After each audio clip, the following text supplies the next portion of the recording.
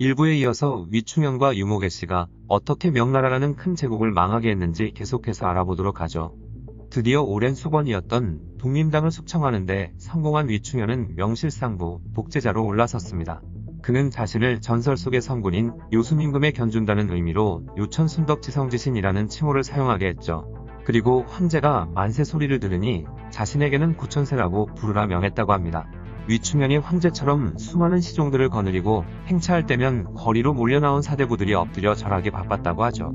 또한 자기를 모시는 생사당을 전국 곳곳에 세우고 백성들에게 참배하도록 했으며 절하지 않으면 가차없이 죽였다고 합니다.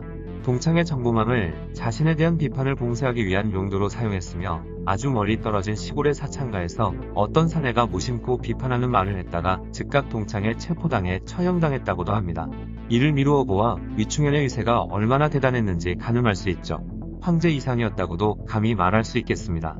한편 유목객씨 또한 명의종의 든든한 후원 덕분에 위충현 못지않는 권세를 누렸습니다. 객씨의 생일에는 명의종이 반드시 찾아갔다고 하며 여름의 더위를 무척 싫어했던 객씨를 위해 함안궁에 시원한 그늘집을 지어주고는 얼음을 계속해서 주었다고 하죠. 또한 객씨는 특별히 원하면 언제든지 궁 안팎을 오갈 수 있었다고 합니다. 궁중에서 매일 화장을 지나게 하고 가마를 타고 오갔으며 수행인원 또한 수백 명에 달할 정도였다고 하죠. 조정의 대소신료들은 거의 다 위충현과 객씨에게 충성을 맹세한 일당들이었죠. 그들은 조정에 들어가다가 멀리서 등불이 찬란하다 못해 은하수가 흐르는 것 같은 광경을 보면 객씨가 온다는 것을 알 수 있었다 하죠. 그래서 모두 기다리고 있다가 객씨의 가마가 다가오면 일제히 무릎을 꿇으면서 부인 천세를 3번 외쳤다고 합니다. 또한 명의종이 보좌에 오를 때면 그 옆에 항상 객씨가 앉는 자리를 두었다고 합니다. 그녀의 집안 노비들에게는 위충현처럼 구천세세 노태태라고 부르게 했으며 매일 3번 문안 인사를 올릴 때에는 노태태 천세, 천세 천천세라고 외치게 했다고 합니다. 고장 유모의 신분으로 그 어떤 황태후보다 막강한 권세를 누린 것이죠. 위충현과 유모 객씨가 나라를 제대로 말아먹고 있는 와중에도 명의종은 오로지 망치질하며 목공에만 몰두하거나 유모 객씨와 간통할 생각만 했으니 참으로 어리석고 무능한 황제였습니다. 당시 천하의 권세를 가진 자는 첫째는 태감 위충현이여 둘째는 객내저여 셋째가 황산이다 이라는 말이 있을 정도였다고 하니까요. 이제는 더 가지고 누릴 것도 없어진 위충현과 객씨 부부는 아예 자신들의 핏줄을 황위에 올리려는 모략을 꾸미기 시작합니다. 위충현의 조카인 위량경의 딸을 황후로 만들어 황태자를 낳게 만들려는 속셈이었죠. 당시 명의종의 황후인 장황후는 심기가 깊은 여인이었는데 위충현과 객씨가 조정을 유린하고 온갖 악행을 일삼는 것에 큰 불만을 가지고 있었죠. 당연히 위충현과 객씨 또한 호시탐탐 장황후를 제거하려고 벼르고 있었습니다. 어느 날 장황후가 임신을 하게 되었는데 객씨 부부로서는 아직 조카 딸이 승운을 잊지도 않은 상태였는데 크나큰 복면이었던 것이죠. 가만히 있을 수 없었던 객씨는 한 가지 묘수를 부리게 됩니다. 이미 조정의 궁녀는 모두 객씨의 사람이었기 때문에 장황후의 등을 안마할 때 일부러 힘을 세게 해서 결국 유산하게 만들었습니다. 그리고는 장황후의 부친인 장국기가 양녀로 삼았던 딸에게 살인자라고 소문을 내어 명의종에게 이 소문을 믿게 했죠. 객씨는 이것을 장황후와 연루시켜서 폐위시키려 했지만 명의종에게 다행히 부부의 정은 남아있었던 것인지 장황후가 잘못되는 것만은 막았습니다. 영원할 줄만 알았던 객씨 부부의 권세는 다행히 그리 길지 못했는데 명의종이 황위에 오른 지 7년 만에 원인 모를 병으로 인해 세상을 뜨자 한순간에 나락으로 떨어지게 되었죠. 명의종이 사경을 헤매는 동안 객씨 부부는 어떻게든 권세를 이어나갈 생각으로 태아 상태인 황제의 아이를 황위에 올리기 위해 안간힘을 썼지만 장황후의 강렬한 반대로 인해 결국 실패로 돌아갔습니다. 객씨 부부는 후환을 없애기 위해 이미 명의종의 아들들을 죄다 제거했기 때문에 당시 황위 후계자로 명분이 있었던 이가 명의종의 동생인 신왕주유검이었죠.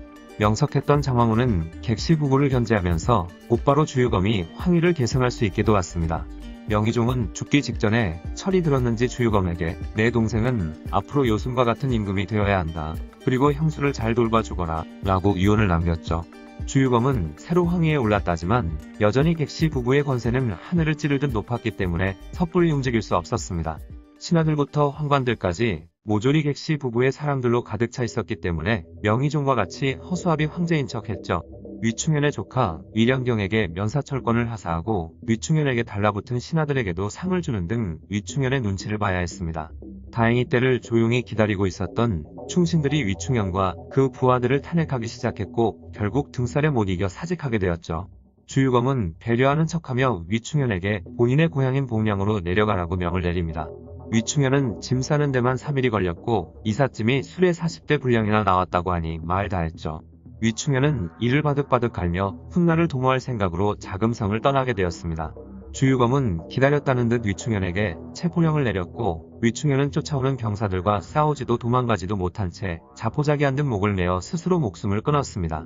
사후에는 목이 베어져 효수되었고 시체는 그를 증오하던 사람들에게 수천 수만 조각으로 분해되는 천찬말육을 당했다 합니다. 재산 또한 전부 몰수되었으며 일족들도 모조리 처형되었죠. 유목액씨도 곧바로 체포되어 모진 고문 끝에 그동안의 비리와 악행들을 모두 자백했으며 그대로 몽둥이에 맞아 죽었습니다. 이렇게 나라를 어지럽힌 객씨 부부와 추종 세력들은 모두 정리되었지만 이미 명나라는 돌이킬 수 없는 막장지경까지 치달아 있었죠. 위충현이 죽은 지 불과 17년 만에 청나라의 침공과 이자성인환을 끝으로 멸망하고 말았습니다. 위충현은 중국 역사상 무수한 간신배들 중에서 단연 으뜸이라 할 수 있는 존재였는데 유목객씨와의 환상적인 호흡으로 간신배 하나로 제국이 순식간에 무너질 수 있다는 사실을 증명해낸 인물이었죠. 만 백성을 보살펴야 하는 황제가 하라는 정치는 하지 않고 평생 망치질과 유모에게 빠져버린 목공황제, 그리고 이 목공황제를 교묘히 이용하여 벼락출세한 위충현과 유목객씨에 대한 이야기였습니다.